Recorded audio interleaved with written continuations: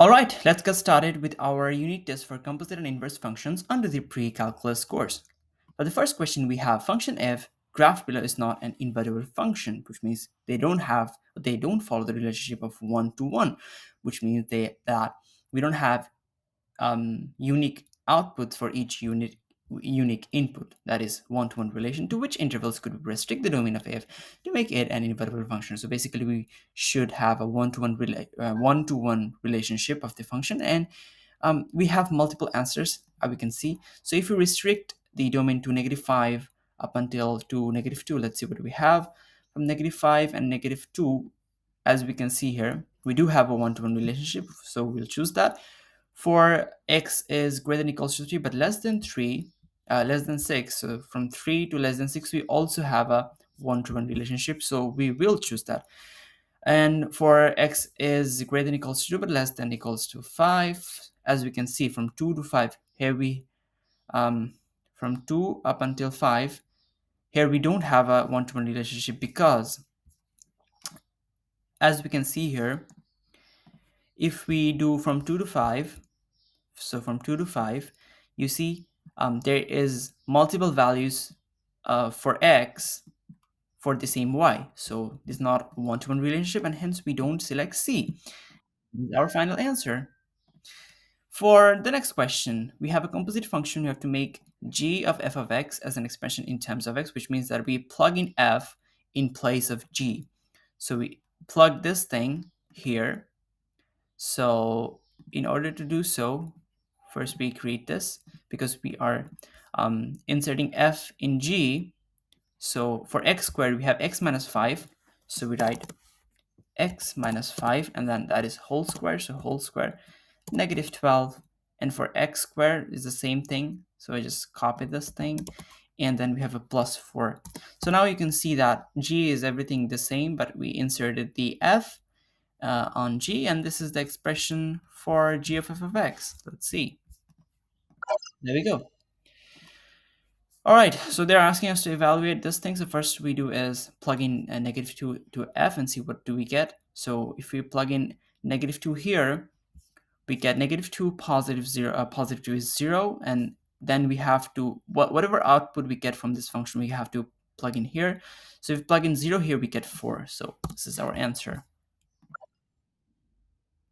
For the next question, f is a finite function whose domain is the letter a. To the following table is the output for each input in f's domain. Answer two questions about the function. Build a mapping diagram for f by dragging the endpoints of the segments in the graph below so that they pair each domain element with this coverage range element. Make sure to drag endpoints exactly. Okay, so exactly means we have to make sure we touch the green dot here.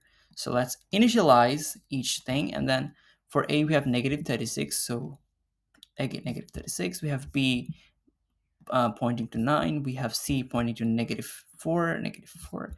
We have d pointing to 49, so d pointing to 49. We have e pointing to 25, and there we go. Is f invertible? Let's see. We have a one-to-one relationship, as we can see here, where each domain maps to exactly one range and vice versa. So f is indeed invertible in this case. For the next function, the following graph shows y equals to fx. Which of the following graph shows the graph, okay, inverse? So what happens exactly when we invert a function, the x-axis gets switched with the y-axis, so they interchange. So in order to do so, let's see, for 2, not 2, okay, for 3, for x equals to 3, we have a value of 4 for y. So if you draw the inverse function, this should be reversed, okay? So here we have 3, 4. So now we should have 4, 3 in the graph, and let's see whether do we have that or not. 4, 3, we don't have that, so this is wrong. And we have 4, 3 here, and for here we don't have 4, 3, and for here we don't have 4, 3 as well. So which means B is our answer. F functions g and h are invertible functions over the domain x is greater than 0. G and h are given. Answer two questions about this function. Write a simplified expression for g of h of x in terms of x. So we have to plug in h to g. So for the the this thing, so we replace the x with entire thing of g, and then square that minus 8. This is what we have. Are these functions g and h inverses? Well, how do you know if they are inverses? Well, if we know the rule that if we have a function and that inverse function, and if we find the composite of that, the resulting answer should be x. So if you simplify this thing and get an answer for just x, then we can say for sure that g and h are inverses. So in order to verify that, we'll have to simplify that. So x squared plus 2 times x squared times 8 plus 64. 8 squared is 64, negative 8. And as we can see that this thing will not simplify to x, so which means that they are not inverses. And that's our answer. Robert is a stuntman planning to jump off a bicycle ramp and over an area of trucks. He modeled a few relationships, function as input, height of the ramp, r, and output, speed at the edge of the ramp, and for g we have input, speed at the edge of the ramp, and output, distance of the jump. For t we have distance of the jump as an input and the number of trucks Robert can jump over um, t of x as an output. Which of the following represents the distance of Robert's jump as a function of the height of the ramp? Okay, so we need to find which of the following will represent the distance of Robert's jump. So we should have an output as the distance of the jump. No, yeah. So function representing distance of Robert's jump should have something in output. So what do we have? Here we have distance of jump. Yeah. So output must be d. So there we go.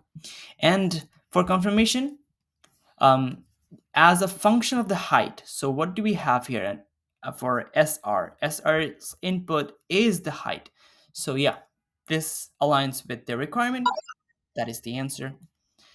The table below shows some inputs and outputs of function g and h. Evaluate. So h of g of 0. First, we plug in 0 to g. Yeah. Input 0 to g. So if we do that, we get 3. And then we then plug it again to h. So for 3, we have 5. That is the final answer. All right, function f, graphed below, is not an invertible function because it's not a one-to-one relation. They don't follow the one-to-one relationship. To which intervals could we restrict the domain of f to make it an invertible function? We have multiple answers. If we restrict it to negative 4, negative 8 to negative 4, what do we have? For negative 8 to negative 4, we do have a one-to-one function relation. So that is correct. For negative 4 to 0, that is also correct. For negative 4 to 0, you have only one straight line. For 0 to 4, whoa, that is also correct because that is a one-to-one relationship. So all of them applies in this case. Okay, Andrea doubles as a professional pianist and dedicated mother. She modeled a few relationships. The expression A of S of K represents which of the following? So we have to check the function A's output. So A's output says it gives us the minutes of applause Andrea received after the concert. So the output of the entire thing should also match with that. So it should not be hours, it should be minute of applause, but C also has the same thing. Now the input should align with the input for S because this is the inner function. So it is hours Andrea practiced before a concert, and it's a function of B is a function of hours she sleeps. So and C is her baby wakes up at night. So S of K represents um, Oh, we have, this is not the output, this is the input. Hours, Andreas sleeps. So yeah, B is what aligns with our requirement, and that is the answer for the, and that is the end for our unit test.